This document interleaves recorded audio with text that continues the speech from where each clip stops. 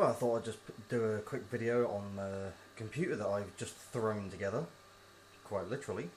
As you can see, it's running Windows 7. So, got the good old standard keyboard, little mouse, and the computer itself is right there. Yep, I've built the computer sitting on my kitchen table.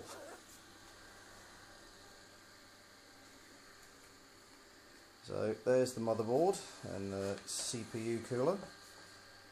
The DVD drive is over here.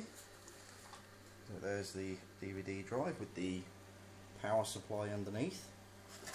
The hard drive is right in between the power supply and the DVD drive. As you can see, it's all connected up. They're all old style IDE connections. Now, as it hasn't got a case, to get round the power switch issue, I got a jumper and two cables, and you literally just touch the two together. And it's all sitting on an anti-static bag, just to make sure there's going to be no short circuits. It's actually running some OCZ RAM, 4 gig, OCZ PC2 5400 Dual Channel, advertises the Vista upgrade.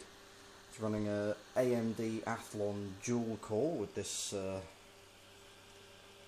array of pipes cooling it down.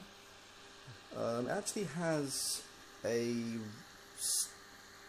standard temperature of 15 degrees on the processor. That's running at idle, and the room temperature is approximately 30 degrees, and that's Celsius, not Fahrenheit.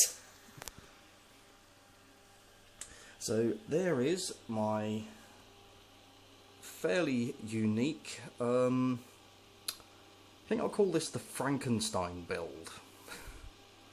So I just wanted to show you guys before I took it all apart again. It's just a very quick system I needed to put together for something I needed to do. So don't forget to comment, rate and subscribe.